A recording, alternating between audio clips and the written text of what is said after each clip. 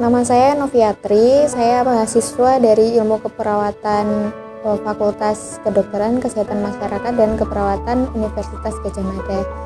Dan saya sekarang sudah di semester 6. Dulu awalnya saya memilih ilmu keperawatan itu karena saya tuh menghindari materi kayak fisika atau kimia seperti itu. Nah, kemudian juga ketika SMA dulu kan saya itu asrama ya. Nah, saya ada kenalan teman saya di asrama saya itu, dia tuh mahasiswa, bukan mahasiswa ya,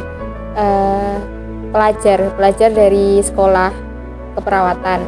Nah, dia tuh sering cerita-cerita tentang prakteknya ketika di puskesmas itu. Kemudian akhirnya ya saya tertarik gitu, kok ternyata ceritanya lucu-lucu ya ketemu pasiennya di puskesmas itu. Terus akhirnya wah kayaknya boleh nih dicoba. Akhirnya saya mendaftar di ilmu keperawatan di UGM itu. Tentunya dengan adanya pandemi COVID-19 ini itu mempengaruhi segala bidang ya, terutama bagi mahasiswa, saya sendiri sebagai mahasiswa keperawatan, yang mana seharusnya saya bisa praktek, bertemu dengan pasien atau mungkin berkunjung ke rumah sakit, tapi karena adanya pandemi saya kesulitan ataupun terhalang. Saya sekarang sudah memasuki semester 6. Setelah 3 tahun menjalani sebagai mahasiswa keperawatan itu ternyata banyak hal yang tidak terduga ya, terutama mengenai pandemi. Jadi ada satu masa ya, mungkin di tahun 2021 ketika pandemi COVID itu sedang tinggi. Nah, di situ kami sebagai mahasiswa itu harus melakukan praktek mandiri. Nah, kami sendiri kesulitan untuk melakukan praktek karena mungkin peralatan yang belum lengkap. Kemudian juga beberapa praktek itu kami mendapatkan materinya itu dari video yang diberikan dosen. Padahal hanya melalui video sendiri itu kami masih merasa kesulitan. Perasaan saya sebagai mahasiswa keperawatan tentunya pasti senang ya, karena saya diterima sebagai salah satu mahasiswa di universitas terbaik.